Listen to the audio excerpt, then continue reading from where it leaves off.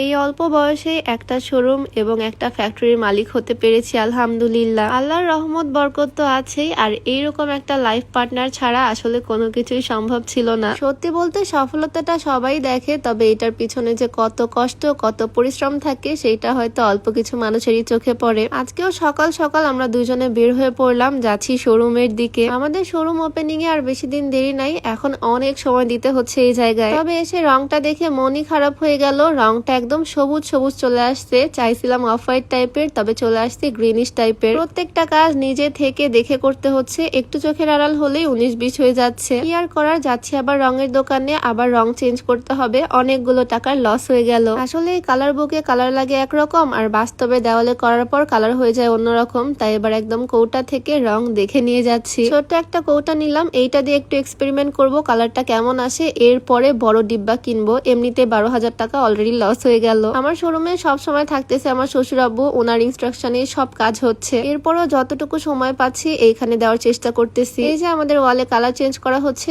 এইটা হচ্ছে আমাদের নতুন কালার, অফ হোয়াইট কালার। এইদিকে রং করতেছে, আর ঠাডা পড়া রোদের মধ্যে আমরা বের হয়ে গেলাম। আজকে আমাদের শোরুমের সামনে আমরা ব্যানার টাঙিয়ে দিব। সবাই আমাকে জিজ্ঞেস করতেছো আসলে আমাদের শোরুমের ওপেনিং ডেট কবে। তবে এখন পর্যন্ত যেহেতু আমরা কাজ সমস্ত গুছিয়ে উঠতে পারিনি, তাই ওপেনিং ডেটটা এখনই পাবলিক করতেছি না। কাজটা আরেকটু গুছিয়ে উঠতে পারলে ওপেনিং ডেটটা পাবলিক করে দিব ইনশাল্লাহ। তবে খুব সুন আমাদের শোরুমটা ওপেন হতে যাচ্ছে। একটু আগে ছিল ঠাডা পড়া রোদ, এখন আবার বৃষ্টি হচ্ছে। বৃষ্টির মধ্যে আমরা ব্যানারটা এখানে টাঙিয়ে দিব। আমাদের শোরুমের মেইন সাইনবোর্ডটা এখন পর্যন্ত আসেনি, খুব তাড়াতাড়ি সব কাজ কমপ্লিট হয়ে যাবে। তবে এখন থেকে আমরা একটা ব্যানার দিয়ে দিলাম, মাহা কামিং সুন। ব্যানারটা বড় করে বানিয়েছি, সবাই রাস্তা দিয়ে তাকিয়ে আছে এটার দিকে। আমার তো নিজেরই অনেক বেশি এক্সাইটেড লাগতেছে কবে আমাদের শোরুম ওপেন হবে। আমাদের মাহার ফার্স্ট আউটলেটটা কিন্তু হচ্ছে নাটোরে, আর লোকেশনটা তোমাদেরকে আরেকবার বলে দিচ্ছি, নাটোর আলাইপুর। ওই যে দেখা যায় সিটি ব্যাংক, এইটার ঠিক অপোজিটেই, মেইন রোডের একদম সাথে। লোকেশনটা খুবই ইজি, সবারই চোখে পড়বে। এখানে ইনশাল্লাহ আমরা লেডিস সমস্ত আইটেম রাখার চেষ্টা করব। শোরুমের প্রোডাক্ট থেকে শুরু করে সমস্ত আপডেট দেওয়ার জন্য নতুন একটা পেজ খুলেছি মাহা নাটোর নামে। পেজটা আমি ডেসক্রিপশনে মেনশন করে দিব, নতুন পেজটা ফলো করে দিও।